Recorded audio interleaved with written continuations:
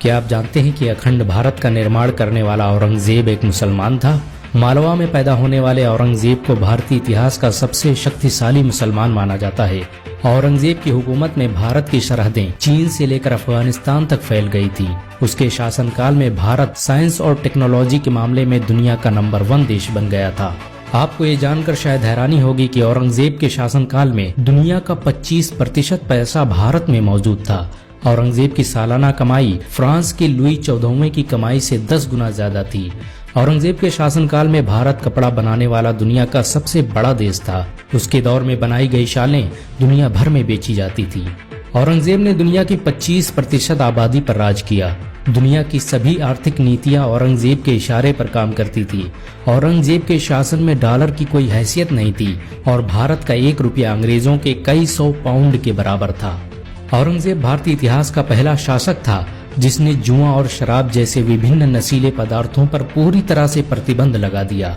उसने इसे रोकने के लिए एक स्पेशल टास्क फोर्स बनाई थी जो शहर के लोगों पर नजर रखती थी।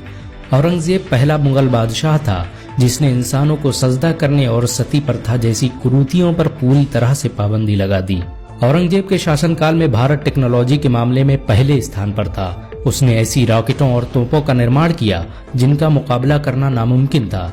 युद्ध में सबसे पहले रॉकेट टेक्नोलॉजी का इस्तेमाल औरंगजेब ने ही किया था। उसके पास अजदहा पैकर नाम से मशहूर ऐसी तोपें थीं जिनसे 35 किलोमीटर वजनी रॉकेट फेंके जा सकते थे। औरंगजेब को आमतौर पर हिंदू विरोधी माना जाता है, लेकिन आपको ये जानकर शायद हैरानी हो कि उसके दरबार में काम करने वाले 40% से भी अधिक मनसबदार हिंदू थे। उसने अपने दौर के मशहूर हिंदू कवियों को अपने दरबार में जगह दी और पंडितों के लिए पेंशन की सुविधा शुरू की। हिंदुओं के प्रसिद्ध कैलाश पर्वत और मानसरोवर को औरंगजेब ने ही अखंड भारत का हिस्सा बनाया था। प्रसिद्ध मराठा शासक शिवाजी औरंगजेब के दरबार में काम करते थे। औरंगजेब के शासनकाल में गरीबी का नामो निशान नहीं था। उसने गरीबों के लिए भत्ते का इंतजाम किया और अंतर्राष्ट्रीय व्यापार की शुरुआत की। औरंगजेब के हुकूमत में अंग्रेज भारत आने में कभी कामयाब नहीं हो सके। औरंगजेब पहला मुगल शासक था जिसे पूरी कुरान मुंह ज़बानी याद थी। वो हाफिज कुरान होने के साथ फिक़ह और हदीस का बेहतरीन माहिर था। औरंगजेब के शासनकाल में धर्मशास्त्र और नीति शास्त्र पर दुनिया की सबसे बड़ी किताब लिखी गई।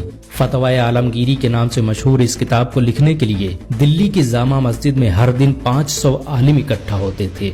औरंगजेब ने सरकारी खजाने का 1 भी रुपया अपने ऊपर खर्च नहीं किया। दुनिया के सबसे शक्तिशाली शासक होने के बावजूद भी उन्होंने सरकारी पैसे से कोई इमारत नहीं बनवाई।